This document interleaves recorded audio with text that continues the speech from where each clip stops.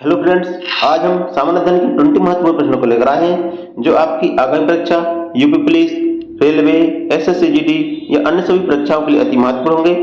चलिए तो हम स्टार्ट करते हैं। हमारा पहला क्वेश्चन है, ब्रह्म समाज के संस्थापक कौन थे? तो आपको बताना है कि ब्रह्म समाज के संस्थापक कौन थे। इसका ऑप्शन है विलियम जोन्स, दादाभाई नेहरू जी, राजाराम मोहन राय या महात्मा गांधी। तो इसका राइट आंसर होगा राजाराम मोहन राय। ब्रह्म समाज के संस्थापक राजाराम मोहन राय थे। इसका राइट आंसर ऑप्शन सी होगा। दोस्तों, राजाराम मोहन राय को आप इमेज में भी देख सकते हैं।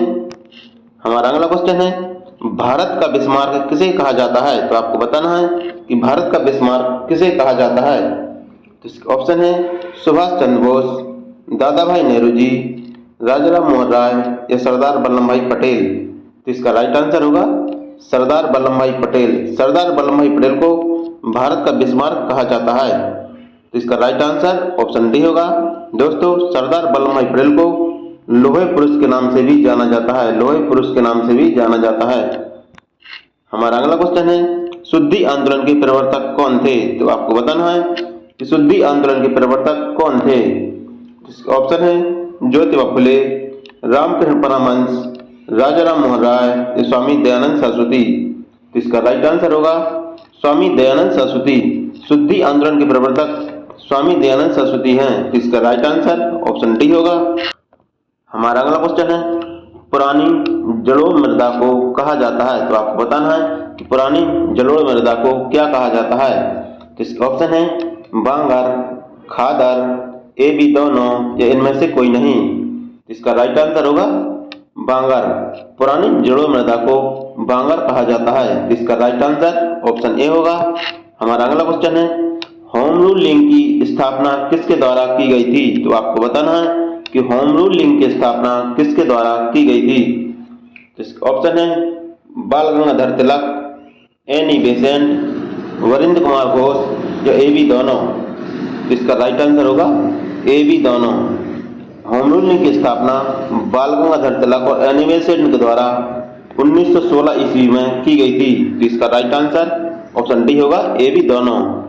हमारा अगला क्वेश्चन है, काली मिट्टी का रंग काला होता है? तो आपको बताना है कि काली मिट्टी का रंग काला किसके कारण होता है। तो ऑप्शन है titaniferous magnetite, iron oxide, sodium sulphide या ए बी दोनों। तो इसका राइट आंसर होगा टिटेनीफेरस मैग्नेटाइट। टिटेनीफेरस मैग्नेटाइट के कारण काली मिट्टी का रंग काला होता है। इसका राइट आंसर ऑप्शन ए होगा। हमारा अगला क्वेश्चन है, निम्न में से नर्मदा नदी पर स्थित जलप्रपात है? तो आपको बताना है कि नर्मदा नदी पर स्थित जलप्रपात कौन सा है। ऑप्शन है चूलिया जलप्रपात, शिव समुद्रम जलप्रपात, धुआंधार जलप्रपात या जोग जलप्रपात। तो इसका राइट आंसर होगा धुआंधार जलप्रपात। धुआंधार जलप्रपात है जो नर्मदा नदी पर स्थित है। तो इसका राइट आंसर ऑप्शन सी होगा।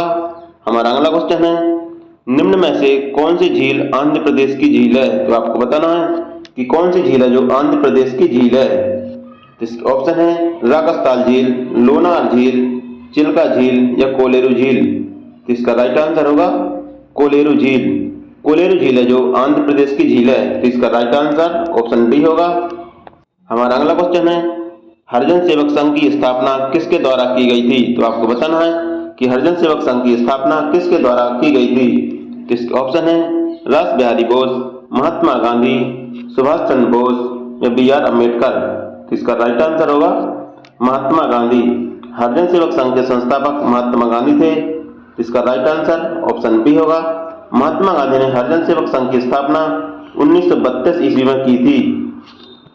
हमारा अगला क्वेश्चन है, किस मिट्टी को काली कपास मिट्टी कहा जाता है? तो आपको बताना है कि किस मिट्टी को काली कपास मिट्टी कहा जाता है।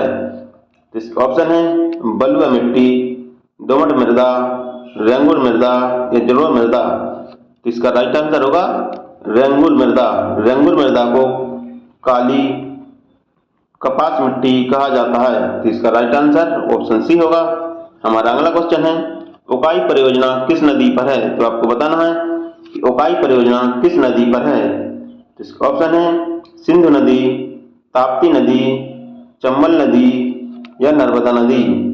तो इसका राइट आंसर होगा ताप्ती नदी। उकाई परियोजना ताप्ती नदी पर स्थित है और यह गुजरात राज्य में है, यह गुजरात राज्य में है। तो इसका राइट आंसर ऑप्शन बी होगा।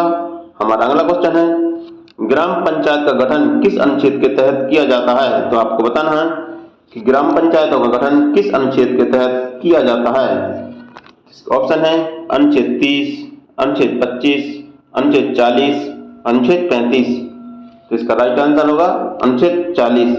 ग्राम पंचायत का गठन अनुच्छेद 40 के तहत किया जाता है। तो इसका राइट आंसर ऑप्शन सी होगा। हमारा अगला क्वेश्चन है, भारतीय संघ की कार्यपालिका की शक्ति राष्ट्रपति में निहित है किस अनुच्छेद के तहत? तो आपको बताना है कि किस अनुच्छेद के तहत भारतीय संघ की कार्यपालक शक्ति राष्ट्रपति में निहित होती है। ऑप्शन है अनुच्छेद 30, अनुच्छेद 63, अनुच्छेद 72 या अनुच्छेद 53। तो इसका राइट आंसर होगा अनुच्छेद 53। अनुच्छेद 53 के तहत भारतीय संघ की कार्यपालक शक्ति राष्ट्रपति में निहित होती है। तो इसका राइट आंसर ऑप्शन डी होगा। हमारा अगला क्वेश्चन है, निर्विरोध निर्वाचित होने वाले राष्ट्रपति कौन थे? तो आपको बताना है कि निर्विरोध निर्वाचित होने वाले राष्ट्रपति कौन थे। ऑप्शन है बी गिरी, नीलम संजीव रेड्डी, जाकिर हुसैन, फखरुद्दीन अली अहमद। तो इसका राइट आंसर होगा नीलम संजीव रेड्डी। निर्विरोध निर्वाचित होने वाले राष्ट्रपति नीलम संजीव रेड्डी थे। तो इसका राइट आंसर ऑप्शन बी होगा।